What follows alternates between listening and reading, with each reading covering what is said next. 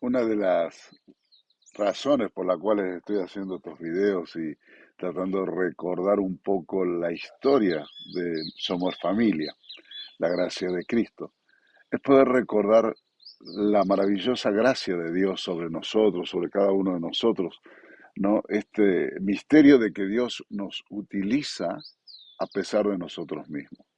Este misterio de saber que cuando Dios determina algo en los cielos, lo cumple. Solo necesita corazones que le escuchen, le obedezcan y se muevan conforme a su voluntad, a pesar de que muchas veces no lo entendamos. Y lo que estoy tratando de hacer con esta serie de videos es poder recordar un poquito, ¿no? Recordar un poquito cómo llegamos a los 25 años. 25 años no son pocos, 25 años son un cuarto de siglo, 25 años son muchos años, ¿no? 25 años es digamos, es la parte de la vida en el cual la potencialidad de todas tus fuerzas, de todos tus pensamientos, comienzan a madurar a un nivel donde vos, por la experiencia, por la fuerza física, por la capacidad de tus pensamientos, podés entender más el mundo y las decisiones que vas a ir tomando van a ser mucho más concretas. Recuerdo eh, que una de las veces en cuales Dios me habló claramente fue mostrar mi propia indignidad para hacer la tarea. A veces nos vemos nosotros, vemos personas en las plataformas, vemos grandes hombres de Dios y mujeres de Dios que han marcado la historia de la iglesia contemporánea y creemos que son súper especiales, ¿no? Que son súper preparados o vienen de una dinastía evangélica en la cual tienen todo resuelto, pero si vos indagás en el corazón y mirás un poco la historia de todos, el hecho de que todos pasaron por un momento de sus vidas donde se sintieron realmente indignos de la tarea asignada. Yo recuerdo haber hablado con un gran hombre de Dios que falleció hace muchos años, un anónimo del reino, un hombre mayor, yo lo conocí siendo mayor y falleció en el Señor de una manera, recuerdo aún su velorio, fue hermoso escuchar las palabras que decían como testimonio de la vida de este hombre, ¿no? Y una vez yo le pregunté, ¿por qué Dios puede confiar en mí? ¿Por qué Dios hoy confía en mí? Y no confió ayer, ni va a confiar mañana. Y recuerdo claramente que en la puerta de la iglesia donde nacimos al Señor, Él me dijo, simplemente porque confía, simplemente porque confía. Y me descolocó más, ¿no? Pero hoy puedo entender con los años que Dios sí confía en nosotros.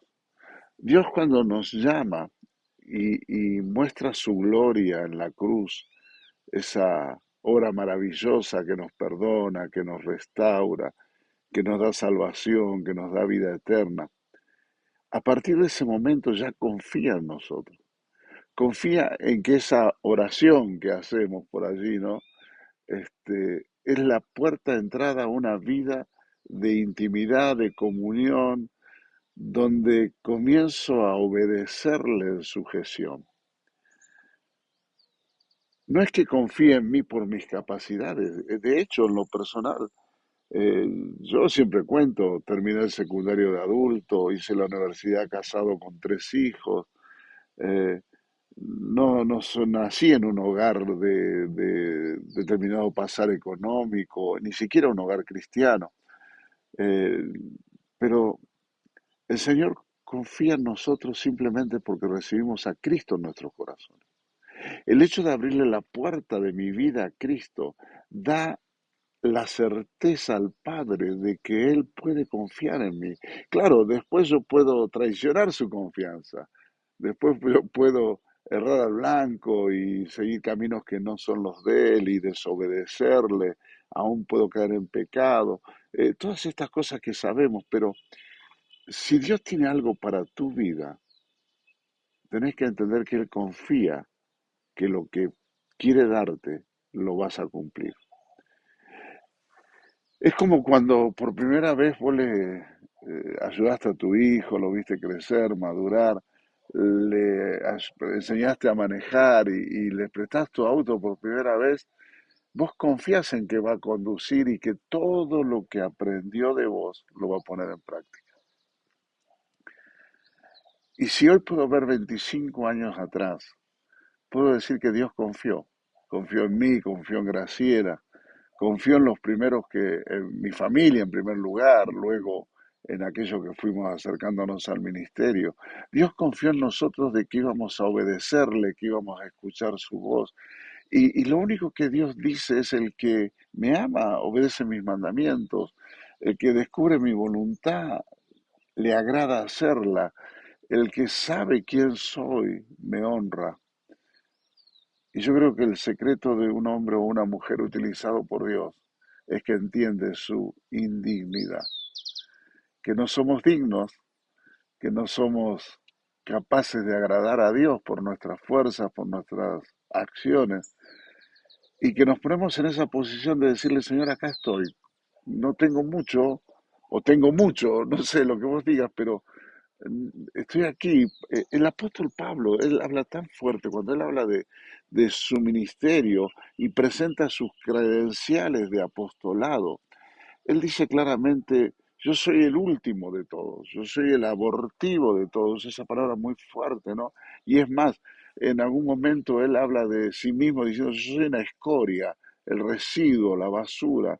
Él habla de sí mismo diciendo: todo lo que conozco lo estimo por pérdida. Y también dice de sí mismo: no es que lo haya alcanzado ya, no. Entonces Pablo descubrió el poder de saberse indigno. El poder de saberse indigno refleja mi condición humana, pero me acerca a lo que solo Dios puede hacer en mí, que es darme su dignidad.